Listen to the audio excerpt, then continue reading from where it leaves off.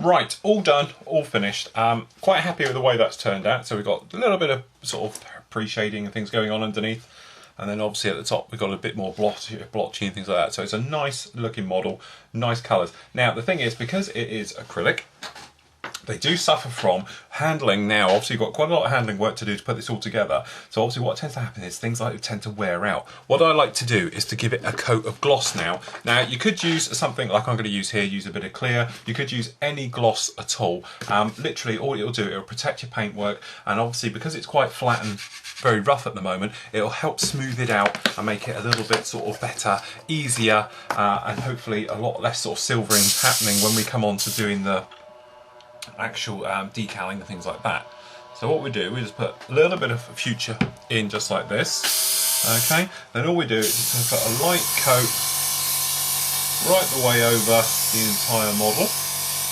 Now you'll notice it will darken up like that straight away. That's perfectly normal, so don't worry about that too much. So all we do is just turn it round, okay? And we just come in from the other side. Everything else. So that's the top half done. Let that dry off for a few minutes and then we can come back, flip it over, do the underside and the side, things like that. We can then unmask it all, take all the masks off, bits and pieces all like that, and then start bringing it all together. Okay, so as you can see, Harrier all done, all nice and dry. Obviously putting on that lacquer really does help because it just protects all your paintwork and everything else from scratching and wearing down and so it's a pretty handy thing to have. Also, it prepares us obviously for decaling, which we'll get on with shortly.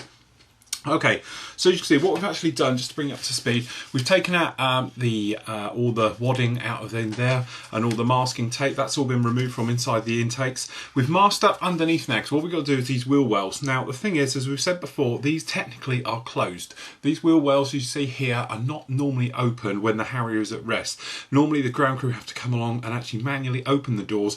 It's just a system that actually happens. The door drops down and the doors close around it. So obviously, when it's in the vertical, takeoff and landing, it protects the wheel wells from any, obviously, the debris being blown up from the engines going inside of those. So it's quite a handy little trick to do. Obviously, the thing is though, there's quite a nice bit of detail in there, and I thought it might be just nice to have them opened up. The ones on the actual, the outer riggers here, they do stay open all the time. There's a little one at the back and they stay open, so that's no problem, we can do that. So we've masked these up, very simple, just put them all around, just like so. We've got all the parts we're going to be needing to be, apart from those, don't need those at the moment, to do spray and white. So we've got the actual legs here, just put together for the moment. It's all just a loose fit, it's just for actually spraying up. Don't glue these into position yet, these legs, because we might have to adjust them slightly for actually the actual amount that needs to be down, so it's all touching the ground together. So obviously all the legs are there. Same with the actual main gear itself is a loose fit and the other bits. Now these little sponts and the little riggers, outriggers on here, the activators on there, obviously I don't want to glue them quite yet, because if we glue them into place and there's a bit of a gap in that, it might be a problem. So what we'll do, we'll spray them up, and what we'll do is just hook them onto, we get a couple of these out, a couple of cocktail sticks, just slip them so they just hold on to the end. That way we can paint all these up with no problem at all, so we can get them on. So what we'll do now, we'll get a little bit of paper towel down actually on the worktop itself to protect it, and get some flat white loaded up into the airbrush. Okay then, so coming on with the flat white, we've got a little bit of X2, we've got a dry airbrush. Now it's going to be a dry mix, so it's neat, straight from the bottle, straight in there. We're not going to need loads of this. Okay, check our flow, make sure we're all happy how we're coming out. Okay, then we're going to spray up these bays. Now obviously don't run around too far going around these, because otherwise we're going to end up spraying everywhere. But what we're doing,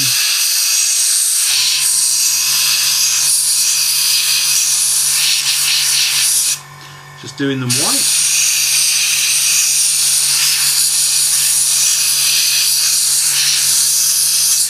There we go, just on the one side, and we'll do the main bay back here.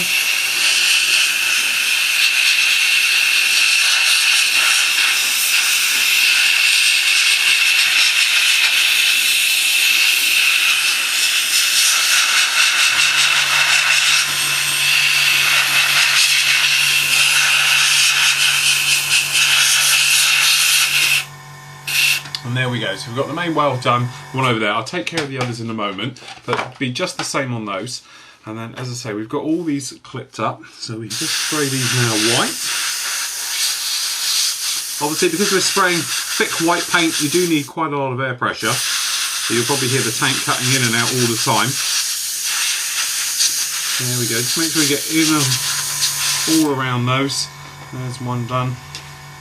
Into the second.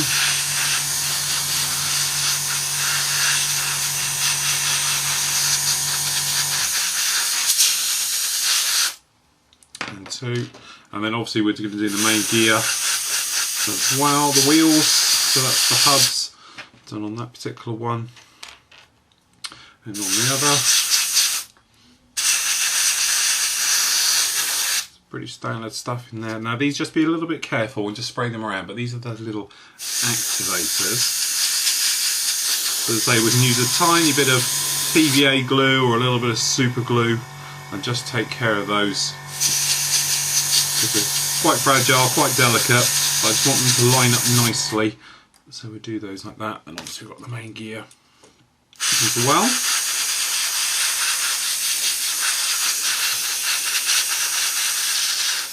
So we just followed up with some more white and finished these off. Okay, just as we got some little bits drying, what we can do is get on with some of the metal coloured areas. Now obviously over here on the gear and that, we've got some to go on, but we can hand paint them on, no problem at all. The nozzles themselves, when you look at the Harrier, the front two are actually painted the same colour as the aircraft. Because obviously it's just the heat difference between the front and the rear is quite a lot. So what tends to happen is that the rear engines, they're always in the metal colour. Now when you look at references, there are a multitude of colours that seem to be. So what we're actually going to do, we're going to have a bit of a spray with the our metal colours using Alclads. So what we're going to go with, we're going to go with Jet Exhaust, because it's that sort of metally, it's a brassy colour. You might be able to see it under here on the close-up, and does a bit of everything.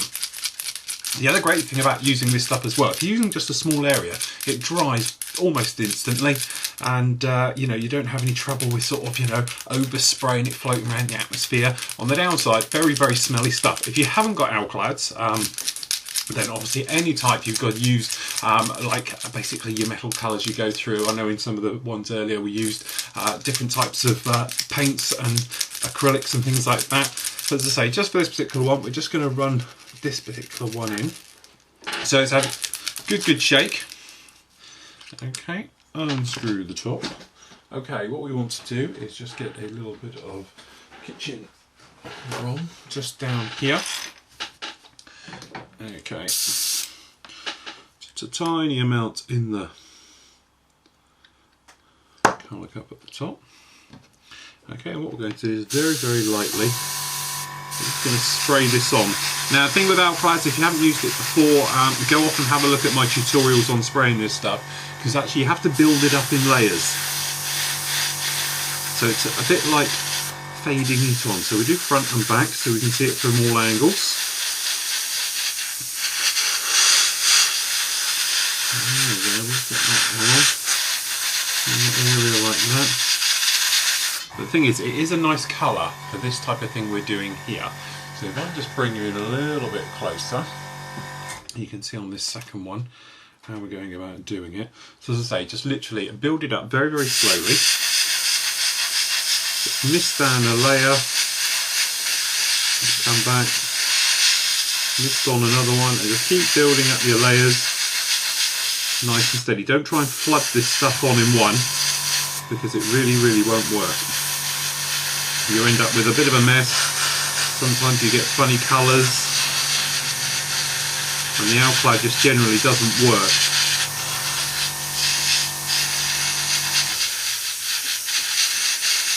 There we go, that's quite nice. We're going to do back edges. There we go, that's one more, just on that edge as well.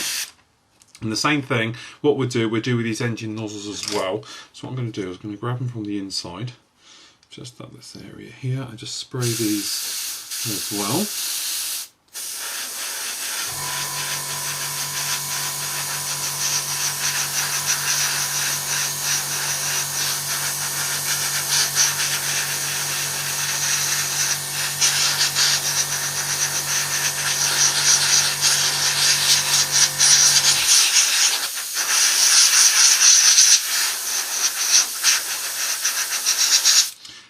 go, looking very, very nice, done, just like that. So I'll do the other one.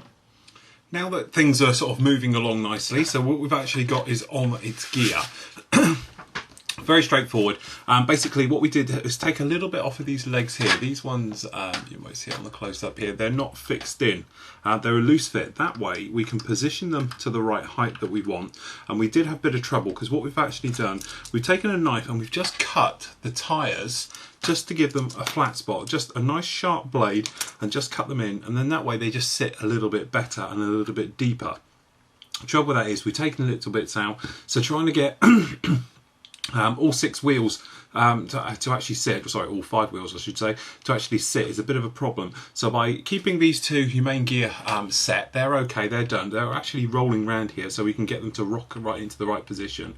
And the nose one, then the outriggers, they were just a little bit short, or they were pushing too far down and pushing so the undercarriage wasn't touching. So by trimming them off, we can now actually adjust the height of the ride, if you like. So when we turn them around and put them up, obviously we have to glue these in once they're in place. Okay, so actually when we come along, we sit him down. A bit tricky from your angle, I know, but literally what it'll do now, all 5 wheels are on the ground, all flat, all dead centre. So what you can do now, come along with some glue, just a little bit of capillary action in those joints to lock those wheels into position. If you're happy, let them totally go off, and then you can come back afterwards, have a look. Now these gear, they're not, any of them are fitted, and obviously this front one was a little bit of a hassle to get this one in place. So what we did was just nick out a little tiny bit of the 2 little the locks which hold it in, the actual pin marks. Just take out the front and then pushed it in, and it's still a rock hard fit, so I'm not worried about that at all. But as I say, what we want to do now is just literally come along a little bit of glue, and we're just going to pop a little bit back just in that one on that side, tiny bit in that one that side, push him in a bit, make sure it's in. Roughly set the wheels to the right angle, and then what we'll do, we're going to come along, sit it down, making sure all the tyres are on their flat spots. That way we'll get our true height of actually what we want. So need to rotate this one round. There we go, they're all down on their flat spots, and then probably you won't be able to see me do it, but we're just popping along, tiny bit of glue, and we're just popping it in to all the wheels to lock them nicely in place. So we're just going to pop just some down in here as well. And just like that, and as I say, we're going to let those, don't have to worry about the nose wheel so much, it's a nice loose fit and it is rocking, so we can leave that one. But certainly the main gear, we want to get them glued in, make sure we're all sitting square, they're all sitting nicely, and that way we've got something now to put it down as well. And those areas, normally I say don't put about putting the undercarriage in, we don't have to worry about that, because as a rule undercarriage gets in the way and things and knocking off. It's big strong undercarriage, so when we can deck all this in a moment, and then we can come around and give it a wash and extra weather in, none of those things are going to be particularly in the way. It's just what it'll do, it will keeps it off the floor now, keeps it all nicely there. So now is your choice to do what markings you're doing this. Obviously aftermarket stuff is available now. I'm going to be doing it in VMA 542. It's just got the black tail, as you can see on this one, and it's with the darker markings on there just like that, and I think it's a really nice colour scheme and I quite like it. So we're going to get on with that one and get this one done. So once those are dry, clear a little bit of space and we can get on with some decaling. Okay, so now we're going to move on with the actual decaling or decaling of the model. Now there's various bits and pieces about how to do this. It's pretty straightforward. 2 things ways I like to do it. Micro Industries, they make a Microsoft set and sole. Now these are setting solutions, and if you've got a decal which is particularly, you know, a bit thick, doesn't want to go down, or you're going over a particularly rough surface, a bit like this one to be honest, then it's well worth investing in a set of these.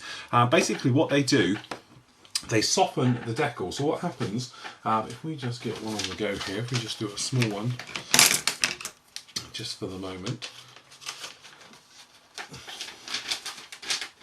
So if we grab this one here, what I tend to do, use my spring-loaded clamps because it just holds it, you don't have to hold on to it. Put it face down into some warm water. It's just lukewarm water, okay? If you put it upwards, it tends to curl up on themselves and they can end up cracking and splitting. But if you put them face down, it'll hold it flat. Let it go down. Sometimes you can see bubbles come off of them, sometimes you can't. The more modern ones, the newer ones, you don't tend to get the buzzing and the bubbles coming off like the old-fashioned ones used to.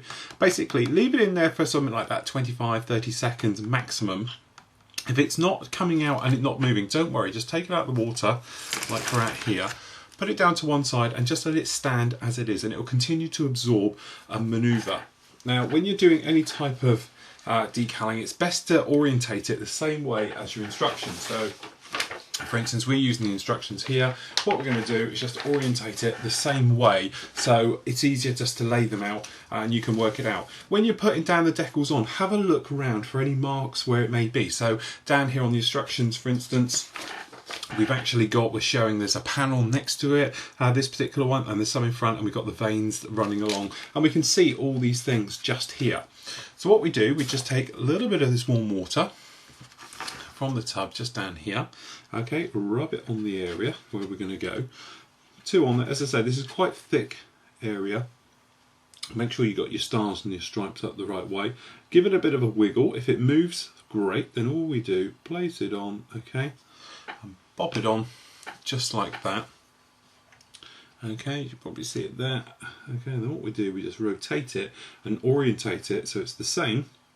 So obviously our one we want to do. So once we've got it placed in there, we just use a cotton bud and we roll it over the top of the decal, and it should absorb all the water all the way around it. And there we go, and then give it a bit of a push down, and what it'll do, it sucks the water out from underneath at the same time as pushing the air out, just on like that. Now you could use micro salt, as I said, a drop of that on the top, or the other way you can do it, you do have to be a little bit careful, is we've got here some Tamiya X28 acrylic thinners. Okay, we just got a little bit on the brush, okay, and literally we're just going to make a quick pass over, just like that, and leave it. Don't rub around, because obviously it is a thinner, and if you rub too much on there, what's going to happen is you're literally going to rub the decal clean off. So if I put it around here, you probably see it a little bit better, but there it is. So it's on there. So what you're looking for now is you're looking to see it shrivel up, decrease up. What that is then, it's actually sucking all the moisture out, and it acts like a vacuum and will go down. So keep an eye on it. Look how it is. If it's all looking okay and looking like it's going to go down, fair enough, you look. But you can come back at any point and put a little bit more on and go. But this is very, very rough surface, so that's why I'm using definitely something like this. The decals themselves, to be honest, in the kit are very nice. They're very, very thin, and they do the job a treat, so I'm not that worried about it. This sort of staining you might be able to see around there like that, that will go, it'll evaporate, and what we'll do, we're going to give it a little bit of a wash with a bit of lukewarm water just to wash them out and take care of it, but it should sort of evaporate and dry back very, very nicely. So we're going to carry everywhere else and work our way around the model. If you're doing this one, you obviously make sure you get the right set of decals for it. For this particular one we're doing here, it's the black ones, not the light ones, because that's for the tomcatters. So you see you do get different types, to make sure. And then obviously we've got just down on here, we've got further sheet, and this has got these grey lines which are going to go between the flap areas on there just to show them, and obviously what we call the slime lines, and these are these lights which are going to go on amongst it. Look at your references, take your time with it, as I say, and if you just take your time, perhaps do half a dozen or so, let them dry off, do them the next night, whichever way you want to do it. But if you end up putting them all on all at once, and then you put your hand in one and then you stick it and you tear them, and it can cause all types of trouble. So it's best just to take your time and work your way slowly through. Okay, so now the decaling's all completely done. As you can see, very, very nice. No problems with it anywhere. I must admit, the actual the decals themselves are very, very thin, and they conform very, very well. And you might hear it's still extremely rough up on these surfaces, but you know, certainly I see there the Marines one on the top, that actually was no problem at all. It all conformed in, and we've got very, very little silvering. We had the odd little bit, so we went around again, and say this particular one we use X20 thinners, but say you could use micro set and sol to go around and do them. but it really did work well. Obviously we lightened up the panels and things like that, but depending on how much weathering you want to get on with and do, will be depends. If you wanted it as a nice clean type of aircraft looking, you could just stop right there, and with the pre-shading it shows a lot of the panel lines off well. Personally, we're going to weather this one a little bit more, so what we're going to do is give it a wash. Obviously I'm going to use the Pro Modelers washes, and for this one we've got the dark and some black. The reason I've got some black as well is to do some of the undersides where it's going to be a lot more dirty and grimy. I want it to look a little bit more heavy, so we're going to show you how to do that anyway. But basically what we're going to do, we just grab ourselves a bowl. This is the dark dirt. It's had a good mix already. Stick a brush in it or give it a shake. Okay, and then what we'll do, we'll start on the underside. Okay, and we're just going to rub this absolutely everywhere. As I say, this is the dark dirt, so it's a dirty browny type of colour. So we're just going to go around absolutely everywhere with it underneath, just like this.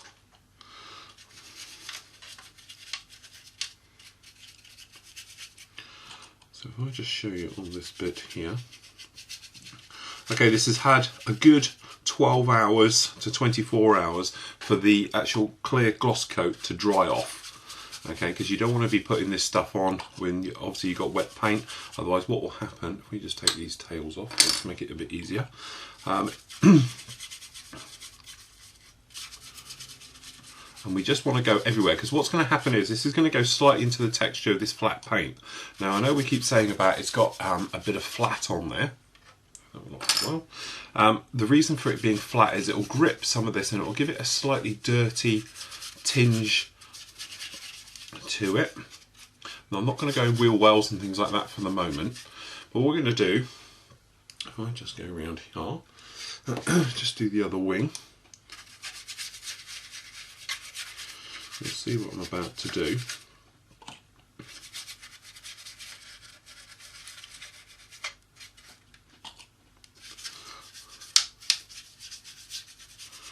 Okay, so that's the underside basically done,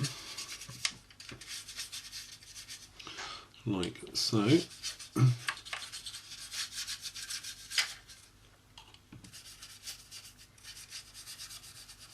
Just like that. So if we just pop that down a second, what we're going to do, we're going to come along, just clean the brush out of it, just wipe that off. Then we've got the black.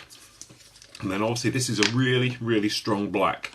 But what you can do, we can just go straight over the top of the one we've been on and make a darker, dirtier type of colour with it. So we just splosh this in the areas, and it will just give us a more of a blacky, grimy, dirty look to it than the dark dirt gives. And we want to give that on the underside, because we want it to be more sort of dirty and grimy and horrible and not nice at all.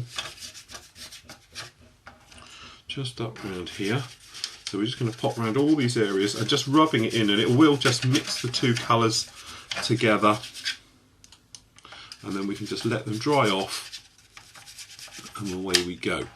So there we go. We're just going to stick this around underwards, and we can do inside the air brake just on, so we just carry that on. And then what we do, we'll put the wash everywhere else completely on the tail planes and let it dry. Okay, wash has been on for around about 15 minutes, and what I've done, I've just gone along with an airbrush and just blown it out of some of the cracks and some of the nasty areas where it gets all sort of caught up in. So you can probably see, nicely weathered, but there's a little bit too much there, so we want to take a bit off. So what we're going to do, usual thing, there's videos for this everywhere, but all we're going to do is get a piece of kitchen towel into little squares, okay? And if I start it around the back here, we've still got some little wet areas, as you might be able to see.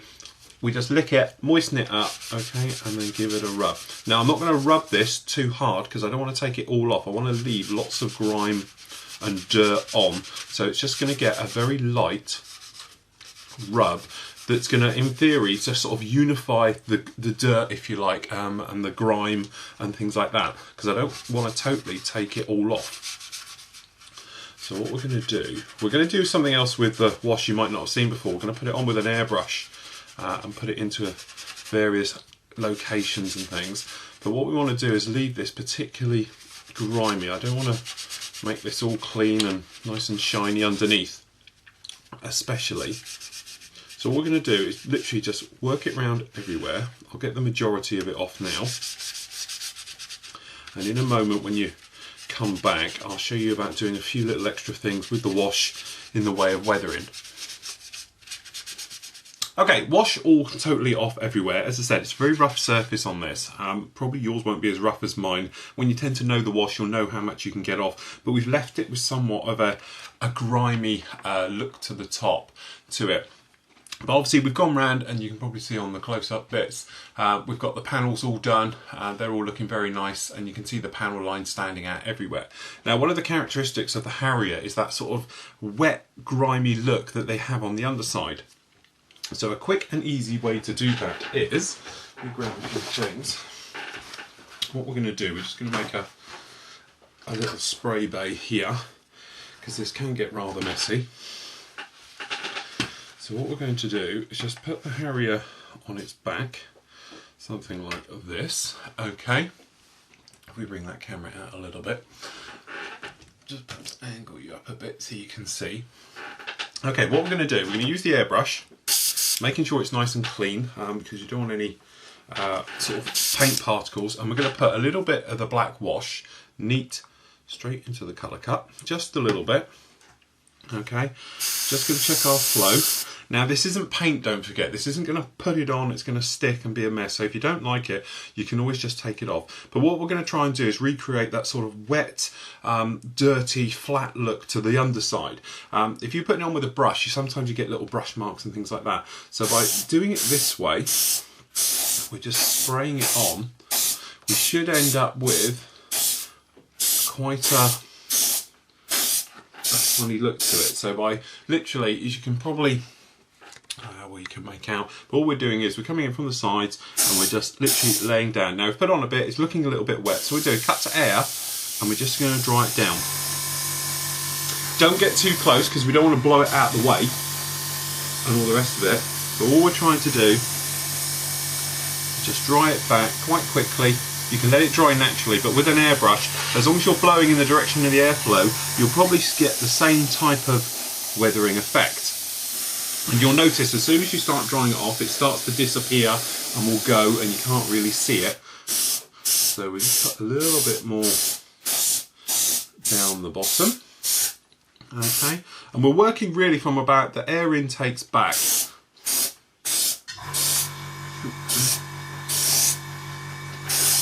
Okay, and we're on, and we're going to cut to air, and I'm going to do this for the next sort of couple of minutes and just build up very light layers. The thing is, if it gets too wet and it starts to run, then we're in all types of trouble. You want to put it on so it's just enough so it weathers it without actually running. So we just dry this down again, and what you'll get, because obviously this is just dirt, if you like, it's the clay, it will just build up layers until, in theory, you could make this completely black underneath. So we'll just dry this down. Dry off everywhere. Okay. So just avoid making it a little too wet. That's the secret to this. If you do, don't worry about it. Wipe it off, dry off the area, and start again. So I'll just carry on putting these down. But don't forget, do the undercarriage as well, because they're going to be extremely grubby and horrible. Okay, and just keep putting it on, drying down. Another way is if you stand it up, just up like this, obviously gravity will do its bit as well, but you can just probably not see it too well on the camera, but all we're doing like this and just coming in and just spraying down just like so.